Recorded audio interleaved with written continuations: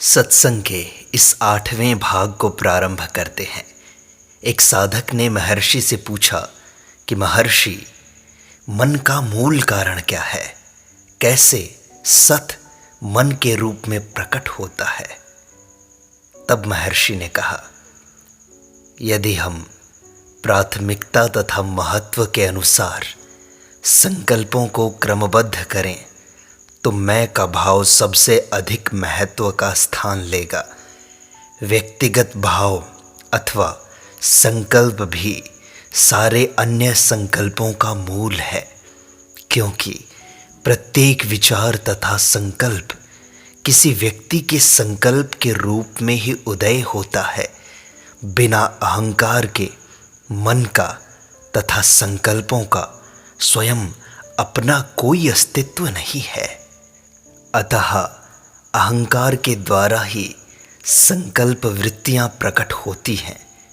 उत्तम पुरुष के बिना द्वितीय एवं तृतीय पुरुष प्रकट नहीं हो सकते।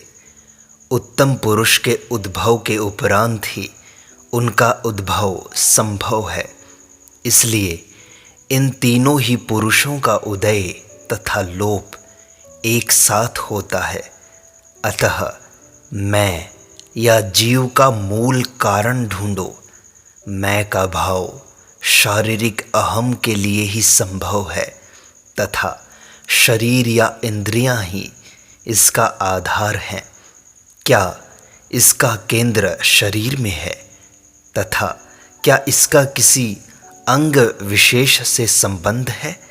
जैसे कि वाणी का केंद्र तथा प्रेम का केंद्र मस्तिष्क है, क्या इसी प्रकार मैं का केंद्र मस्तिष्क, रक्त अथवा अंतरंग में है? संकल्प शक्ति मस्तिष्क तथा मेरुदंड में केंद्रित रहती प्रतीत होती है और उनमें जो रक्त प्रवाह हो रहा है, जिसमें वायु तथा भोजन मिला हुआ है, उससे उसे पोषण मिलता है, जो स्नायविक शक्ति पदार्थ में बदल जाते हैं। अस्तु, स्थावर जीवन अथवा जीवनदायक शक्ति एवं रक्त प्रवाह, श्वसन, पाचन आदि प्राणी के अस्तित्व हैं। अतः मन जीवन शक्ति का प्रत्यक्षीकरण है, जिसकी हृदय में रहने की कल्पना की जा सकती है। महर्षि, मन को लुप्त करना तथा उसके स्थान पर अंतर्दृष्टि के विकास की कला के लिए क्या वे दो भिन्न अवस्थाएं हैं, जिनके बीच संभावित निष्क्रिय क्षेत्र होगा, जो न मन होगा न अंतर्दृष्टि? क्या आत्म साक्षात्कार के लिए मानसिक क्रियाओं का अभाव आवश्यक है? अभ्यासी के लिए दो मुख्य अवस्थाएं हैं। इनमें ऐसा निष्क्रिय क्षेत्र भी है जिसमें या तो मानसिक क्रिया का अभाव रहता है अथवा जहां आत्मानुभूति भी नहीं हो पाती। ये स्थितियां सुषुप्ति, अचेतन, मूर्छापन, पागलपन इत्यादि हैं। तो महर्षि, पहले प्रथम अवस्था पर विचार करें तो प्रश्न उठता है कि मन को किस प्रकार निष्क्रिय कर दें अथवा सापेक्ष चेतन के परे किस प्रकार हो। मन स्वभावतः ही चंचल है। पहले इसको चंचलता से मुक्त करो, इसे शांत करो, इसे उच्चाटन से मुक्त करो। मन को अंतर्मुखी होने का अभ्यास करो, यह इसका स्वभाव ही बन जाए। यह बाह्य जगत की उपेक्षा से तथा मानसिक शांति के मार्ग में जो भी बाधाएं हों, उनको दूर करने से होगा। तो महर्षि, मन से चंचलता को कैसे दूर करें? बाहरी संपर्क अथवा मन से भिन्न विषयों के संसर्ग से मन चंचल हो उठता है। अतः अनात्म विषयों से वैराग्य प्रथम प्रयास है।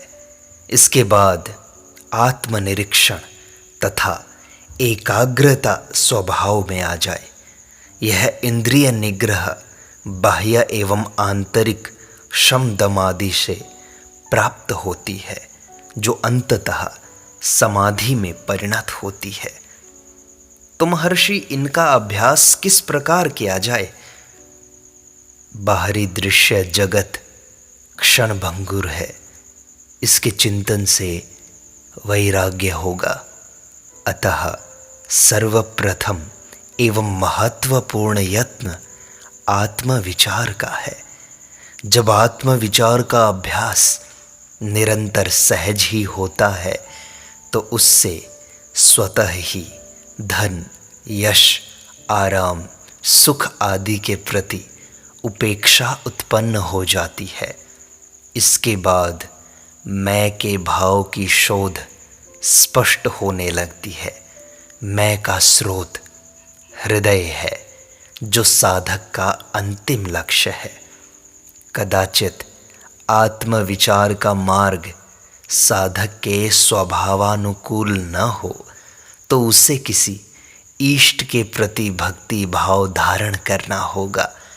इष्ट चाहे ईश्वर हो, गुरु हो, मानव जाति हो, आदर्श आचारों के नियम हो, चाहे सौंदर्य का भाव हो, यदि इनमें से कोई भी साधक को अपनी पकड़ में ले लेगा तो अन्य राग क्षीण होते जाएंगे, अर्थात वैराग्य में वृद्धि होगी।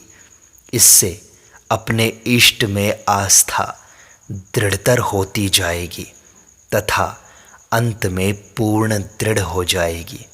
इस प्रकार एकाग्रता स्वतः ही एवं अज्ञात रूप से उदय होगी। भावावेश तथा प्रत्यक्ष बाह्य सहायता हो चाहे न हो, आत्मविचार तथा भक्ति के अभाव में प्राकृतिक शांतिप्रद प्राणायाम का अभ्यास किया जा सकता है। इसे योग मार्ग की संज्ञा दी गई है। यदि प्राण जाने का भय हो तो सारे प्रयास प्राणों की रक्षा के लिए किए जाते हैं। यदि श्वास पर काबू पा लिया जाए तो मन की अपने प्रिय विषयों की ओर लपकने की सामर्थ्य नहीं रहती तथा मन ऐसा करता भी नहीं। इस प्रकार श्वास निरोध की अवधि में मन को विश्रांति प्राप्त होती है। श्वास तथा इसके नियमन पर पूरा ध्यान लगा रहने से रुचि अन्य ओर नहीं जाती। वासना के उद्वेग के साथ अनियमित श्वास प्रश्वास तथा शांति व विश्राम के साथ शांत तथा नियमित श्वास प्रश्वास का योग है ही। वास्तव में उल्लास का वेग उतना ही कष्टदायक होता है जितना दुख का, तथा दोनों अवसरों पर श्वास उद्विग्न हो जाता है। वास्तविक शांति का ही नाम आनंद है। इंद्रिय सुख आनंद नहीं है। अभ्यास से मन ठीक होता है और शुद्ध हो जाता है।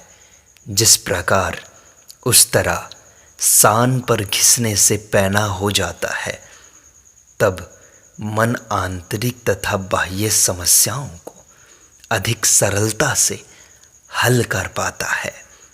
यदि प्रकृतिवश साधक इन दोनों मार्गों को अनुकूल न पाए और परिस्थितिवश अधिक आयु के कारण प्राणायाम न कर सके तो उसे कर्म मार्ग जैसे शुभ कर्मों का आचरण, समाज सेवा इत्यादि का साधन अपनाना चाहिए। इससे उसकी शुद्ध वृत्तियां अधिक प्रकट होने लगती हैं तथा उसे निस्वार्थ आनंद की अनुभूति होती है। उसका संकुचित अहम क्षीण होने लगता है तथा उसकी शुभ वृत्तियां विकास को प्राप्त होती हैं। तब व्यक्ति उपरोक्त तीनों मार्गों में से एक पर चलने की योग्यता प्राप्त कर लेता है। इसी एक साधन से भी उसकी आंतरिक प्रेरणा का सीधे ही विकास होना संभव है।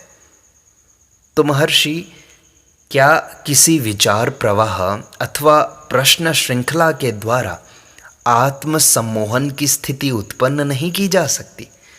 क्या अविश्लेष्य मूलभूत झीनी अनुभूति तथा भ्रमात्मक मैं का विश्लेषण करते हुए इसे एक बिंदु में लय नहीं कर देना चाहिए? हाँ, वास्तव में यह एक प्रकार से शून्य में अथवा देदीप्यमान कांच में अथवा प्रकाश में टकटकी लगाकर देखने के समान है। मन जब एकाग्र हो जाता है तो वह शांत हो जाता है। किसी एक बिंदु पर जब तुम मन को एकाग्र कर देते हो तो उसकी ऊर्जा खर्च नहीं होती जो अन्य विचारों पर खर्च होती थी। इसलिए मन की शांति के लिए एकाग्रता आवश्यक है और आत्मा की खोज के लिए भी। इसलिए जितना हो सके मन की शांति का अभ्यास करो, एकाग्र होने का अभ्यास करो।